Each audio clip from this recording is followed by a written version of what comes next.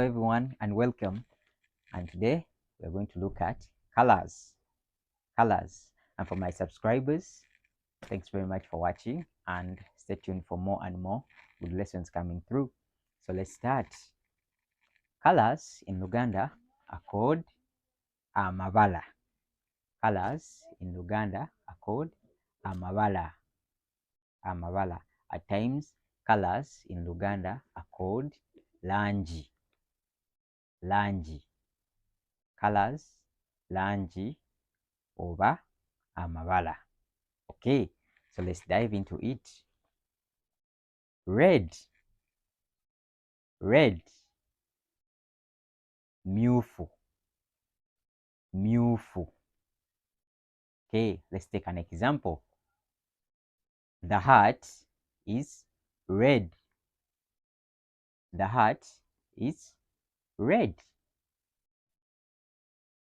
Enkofiira myufu.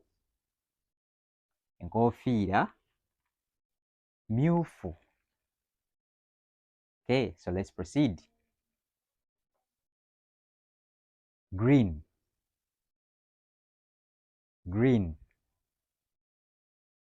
Kiragala.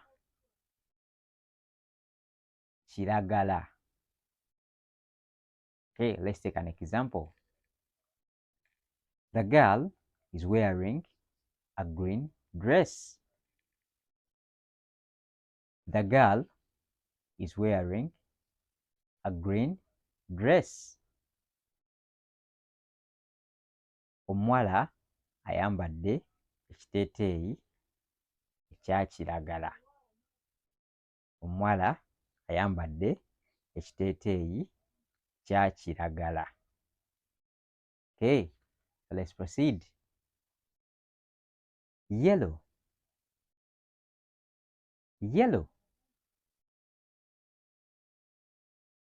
Kyenvu. Okay, let's take an example.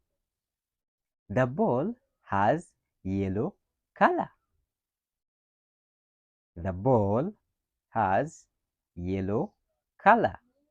And how do you say that in Luganda? Right. Okay, it is omupiira gwa kyenvu.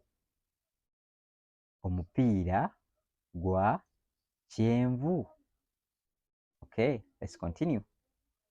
Orange.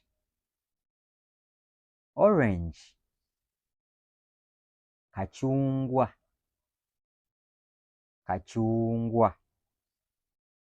Let's take an example.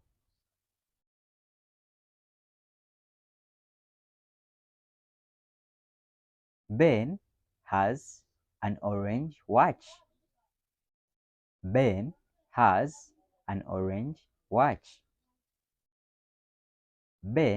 alina essaawa ya kachungwa.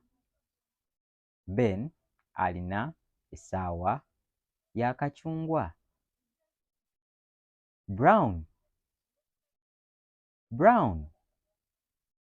Kitaka.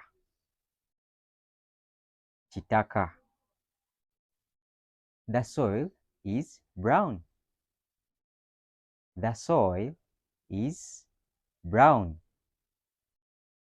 Ettaka lya kitaka.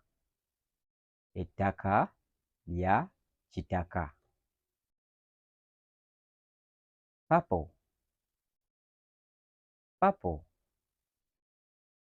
Kakobe.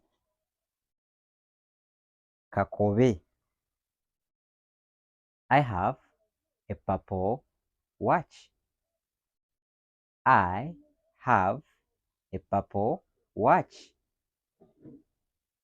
Nze nina essaawa eya kakobe.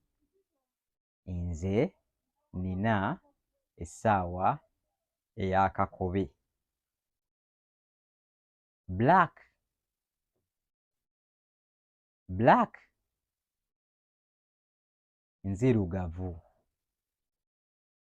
Nzirugavu. I love black cars. black cars. Nze njagala motoka nzirugavu. Nze njagala motoka nzirugavu. Grey. Grey. Kivuuvu. Kivuuvu. The tray has grey color. The tray has grey color. Omuti gwa kivuuvu. Omuti gwa kivuuvu. White. White. Njeru. Njeru. Snow is white. Snow is white. Omuzira mweru. Omuzira mweru. Blue. Blue. Bululu. Bululu. Hope you can know the difference between blue and bululu. In Luganda, blue is bululu. Okay. Let's have some bonus color themes. And bonus color themes, we have dark and light. Dark in Luganda is chikwafu. Chikwafu. Light in Luganda is chitangavu. Chitangavu. Okay, hope you've loved the video. And for more and more videos, stay tuned to Benny 2178, where you learn English and Luganda with ease. Bye bye. Have a blessed night, because here it's night time. Bye bye. Owiraba.